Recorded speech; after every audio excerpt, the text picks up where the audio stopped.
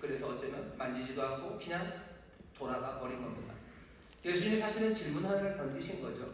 하나님이 계시하셨어요. 율법을 주셨어요. 근데 그 율법을 지키며 살아간다는 게 그렇게 간단하지는 않다는 겁니다. 여기 있는 이 율법사에게도 마찬가지고 우리에게도 마찬가지예요. 하나님 우리에게 말씀을 주시죠. 하나님이 이웃을 사랑하라고 하셨어요. 그럼 그게 그렇게 간단합니까? 간단하지 않습니다. 간단하지 않아요. 거기에는 우리의 오해도 섞여 있고요. 우리가 하나님의 말씀을 어떻게 적용해야 되는지 거기서 곤란한 일이 생깁니다. 교회가 세상에 봉사해야 된다는 말 좋은 말이에요. 그냥 딱 그 말 들으면 아 그래 세상에 좋은 일 하면서 살아야지. 교회는 세상에 좋은 일 하면서 사는 거야 라고 단순하게 말하는 것. 그것이 우리가 지금 하나님의 말씀을 따라야 되는 전부는 아닙니다. 우리에게 꿈을 주셔야 돼요. 그리고 우리에게 다시 한번 계시의 영을 부으셔서 정말로 하나님이 교회에 무엇을 바라시는지 우리가 세상을 위하여 어떻게 해야 되는지에 대해서 귀 기울여 드려야 됩니다. 그냥 좋은 말이라고 덥석 물고 그냥 그거 다 내가 안다고 말하면 그 곤란한 일이 생기는 거죠. 아 여기 예수님이 이웃을 사랑하라고 했으니까 이웃을 사랑하면 되는 거야 라고 그냥 생각하고 아 내가 그냥 생각한 방식으로 사랑합니다. 그리고 내가 이웃이라고 생각한 사람들을 그냥 이웃이라고 생각합니다.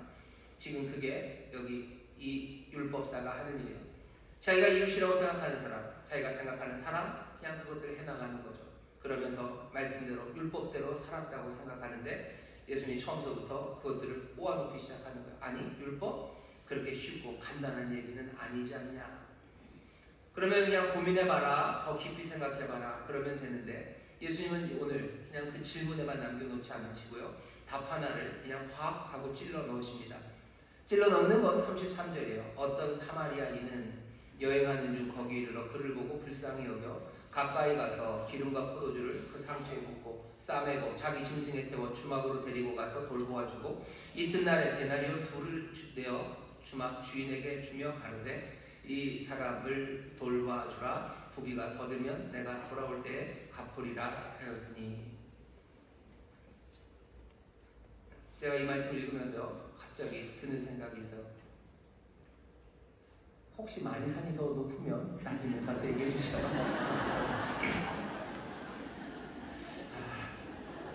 마니산은 그렇게 정리를 하시고 여기 사마리아인 얘기를 합니다. 제사장 레위. 사마리아인은 왜 얘기한 거예요? 그냥 말하다 보니까 사마리아인이 나왔나요? 아니요. 예수님이 일부러 딱 갖다 대신 거예요.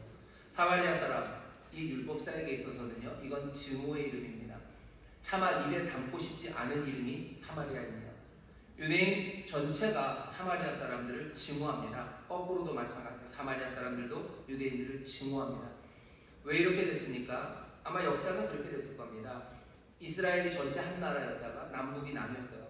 남북이 나뉘어서 남쪽은 여전히 유다 지파의 수도는 예루살렘이고요. 북쪽의 수도는 사마리아입니다. 근데 이 북쪽이 하나님 앞에 먼저 잘못했죠. 반역해서 세운 나라이기 때문에 다윗의 왕조가 아닙니다. 그러니 이 이스라엘이 먼저 아수르에게 망합니다. 아수르가 이스라엘을 멸망시키고 나서 어떻게 하냐면 사람들을 끌고 가고요. 그리고 바깥에 있는 사람들을 데려옵니다. 제국의 곳곳으로 이스라엘 사람들 흩어놨어요. 여러 곳으로 흩어놓고요. 그 다음에 여러 곳에 있던 사람들을 거기다 데려다 놓습니다. 그러니 어떻게 되겠어요? 사람들이 결혼하기 시작하겠죠. 살아가다 보면 어쩔 수 없이 섞여야 돼요. 모세의 율법에 이민족, 다른 민족과 혼인하지 말라고 했는데 어쩔 수 없는 상황입니다. 사마리아에 있는 유대인들은 다른 민족과 섞였어요.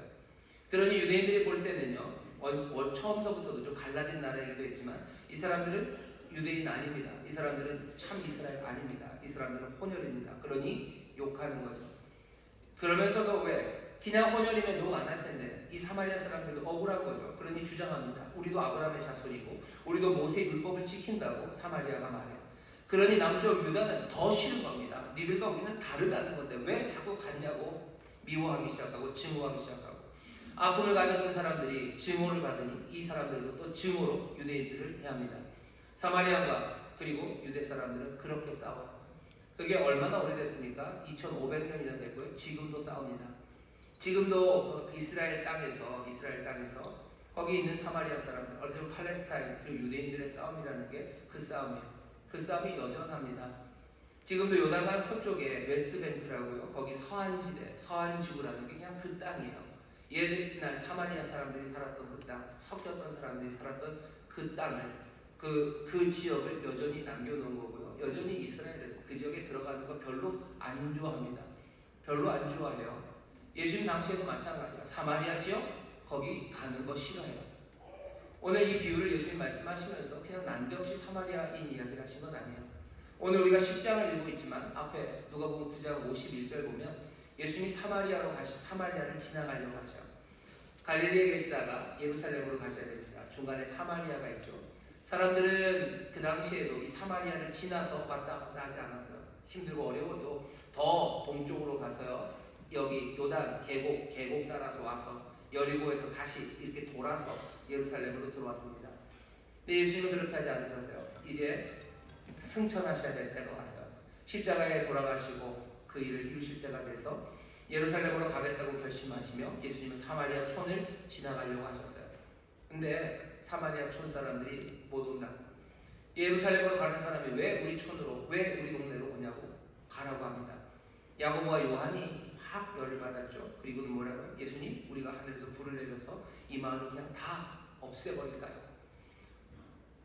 야고보와 요한이 좀 오버했죠. 지들이 아니라 자기들이 뭐라고. 그럴만한 게 바로 그 9장 바로 앞쪽에 보면 야고보와 요한, 베드로가 예수님과 함께 변화산에 올라가서 썼기 때문인 것 같아요.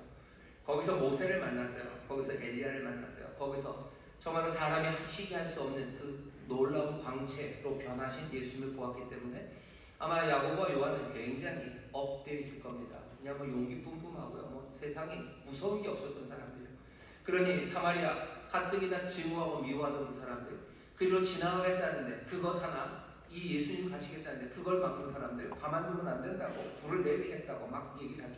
예수님 뭐라 그러셔요? 꾸짖으십니다. 그거 아니다 얘기하시고 함께 다른 촌으로, 다른 길로 해서 예루살렘으로 지금 가시는 길이십니다. 예수님은 사마리아를 보셨어요. 그리고 그 길 말고 지금 그 길, 예루살렘에서 여리고를 가는 그 길 이야기를 하시는 겁니다. 예수님이 사마리아 사람 이야기래요. 유대인 이 이야기를 들으면 그냥 훅 하고 치밀어 오르는 거죠. 사마리아인. 마지막에 질문하는 게 뭐예요? 네 의견은 이 세 사람 중에 누가 강도 만난 자의 이웃이 되겠느냐? 강도 만난 사람은 분명히 유대인입니다. 이 유대인의 친구는 누구겠냐? 라고 물으셔요. 여기 율법사는 사마리아인입니다 라고 대답 못합니다. 그냥 자비를 베푼 자입니다 라고만 말할 뿐입니다. 예수님이 지금 이 질문을 하시는 이유는 뭐겠습니까? 그 미움받고 증오하는 사마리아인 그 사람을 네 이웃으로 인정할 수 있겠냐라고 물으시는 거예요. 이웃을 사랑합니다. 이웃을 사랑해 라는 게 간단한 이야기가 아니죠. 예수님이 지금 찔러 오시는 이야기는 이웃에 대해서 묻는 너, 묻겠다는 거죠. 너는 그 사람의 이웃이 될 준비가 돼 있냐? 미움받는 사마리아인 네 이웃으로 인정할 수 있냐?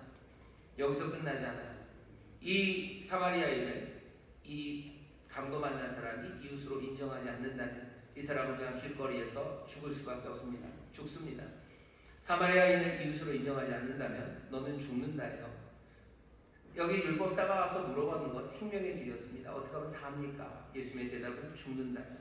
너 이 이웃을 받아들이지 않는다면 죽어요. 왜? 그것이 율법, 하나님의 계시로 정하신 하나님의 뜻, 그것과 어긋나기 때문에. 하나님은 하나님을 사랑하고 네 이웃을 내 몸처럼 사랑하라고만 얘기하셨어요. 그러고서 이 이웃을 네 마음대로 정하라고 하신 것 아니야. 하나님은 뭐라고 정하신 거예요? 사마리아인 이 사람도 네 이웃이라고 하나님이 정하셨는데 율법사는 그냥 그 말 하나에서 자기 멋대로 이웃의 선을 그어버린 겁니다. 사마리아 사람을 말하시면서 사실은 예수님은 이 율법사가 파놓은 함정에 빠졌다고도 할 수 있어요. 예수님 말씀하시는 거죠. 너 유대인들만이 아니라 사마리아인도 네 이웃이라는 이야기를 분명히 하십니다. 분명하셨어요. 하지만 노골적으로 이 사람이 함정에 판 그 방식은 아니죠. 그 방식은 아니지만 어쩌면 이 율법사를 지금 찌르고 계신 겁니다. 아주 강력하게 찌르시는 거예요. 오늘 우리도 마찬가지로 교회가 어떻게 세상에 봉사합니까? 라는 질문에 어려운 사람 도와주고 이 세상을 사랑하고 이웃들을 사랑하는 게 우리가 교회가 하는 일이죠 라고 막연하게 말하는 것, 주님이 우리에게 지금 요구하시는 말은 아닙니다. 우리가 세상에 대해서 해야 되는 건 어쩌면 첫 번째 우리에게 주시는 아주 강력한 교훈 하나는요, 우리가 증오하고 미워하는 사람들 거기까지 하나님이 바라시는 바는 모두의 하나님이 되고 싶어 하셔. 하나님은 우리가 우리의 사랑을 점점 더 넓혀가기를 원하십니다. 이건 분명합니다. 오늘 이 말씀을 우리가 들으면서 하고 편안하게 생각하지 마셔.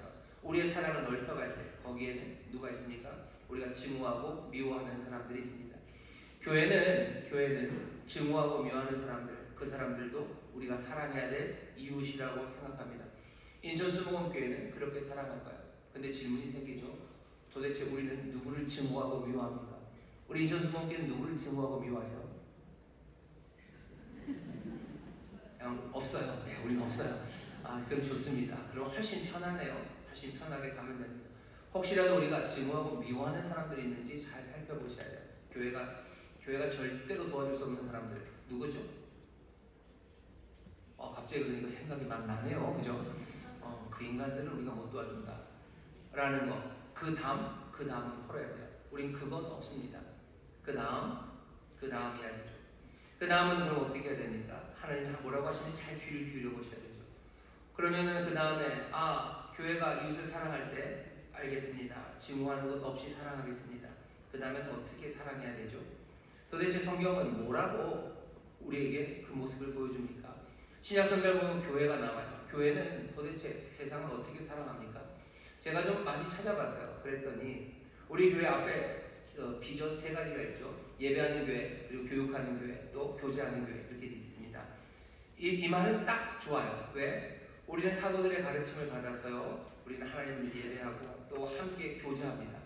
교제한다는 건 삶을 함께 한다는 거예요. 서로 책임을 지고 서로의 삶을 다 돌보며 살아갑니다.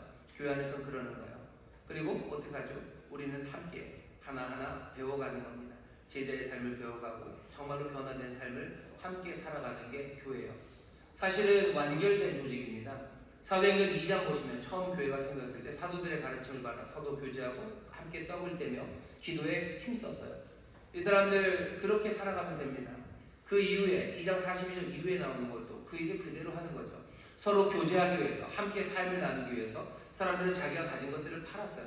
자기가 가진 것들을 팔아서 삶에 책임져 주기 위해서 가난한 사람들 필요한 것들을 채워주고 정말로 필요한 것이 없도록 돕는 그 일합니다. 함께 찬송하고 함께 예배합니다. 그리고 함께 즐거워하며 교회는 살아가기 시작해요. 그러면 다 된 것 같죠. 그런데 3장으로 넘어가면 이 교회가 점점 밖으로 나가기 시작합니다. 그 교회가 시작되고 3장의 처음 시작은 베드로와 요한이 제9시 기도 시간에 성전 미문 앞에서 구걸하는 사람, 주저앉아서 일어서지 못하는 이 사람을 만나면서 3장이 시작됩니다. 밖으로 나간 거예요. 교회 밖으로 나갔죠. 우리가 먼저 확인해야 되는 것은 교회 안에서의 교제하는 삶이에요. 교제하며 함께 예배하며 또 함께 하나님의 말씀 안에서 변화되며 살아갑니다. 우리는 우리를 사랑합니다. 우리 안에 성도들을 사랑해요. 형제 자매들을 사랑하셔요. 어쩌면 이게 훨씬 더 먼저고요. 거기서부터 시작입니다. 세상을 사랑하고 세상에 뭔가 좋은 것을 주는 것, 그건 그 다음 이야기예요. 물론 다 중요하지만 순서가 그렇게 되어 있습니다. 우리 안에 먼저 사랑하셔. 우리 안에서 삶을 책임져 주셔. 그건 훨씬 더 적극적이고 비어있는 것이 없게 하는 사랑이에요. 하지만 세상에 우리가 하는 일은 그거는 조금 느낌은 다릅니다. 얼마나 달라야 됩니까? 제가 생각할 때 오늘 말씀을 통해서 제가 생각할 때 오늘 설교의 제목이에요. 내버려둬서는 안 되는 사람들이 있어요. 사도행전 잘 보시면 사도들이나 교회가 세상의 아픔에 대해서 뭔가 움직이는 게 그렇게 많이 보이지 않습니다. 기근이 임했어요. 기근이 예루살렘 그죠? 유대 지역에 큰 기근이 임했죠. 교회가 유대 지역에 있는 많은 사람들을 구제하기 위해서 뭔가를 모았다는 얘기는 없어요. 뭐 하죠? 예루살렘 교회, 그 교회에 있는 성도들 위해서 그 마게도냐에 있는 모든 성도들, 고린도에 있는 성도들이 그냥 기도하고 모으고 매주 모은 것을 그거 소중하게 들고 바울이 예루살렘으로 갑니다. 교회를 돕는 것에 대해서 사람들은 무슨 교회가 지들끼리만 돕네 라고 세상이 말합니다. 사람들이 그렇게 얘기해요.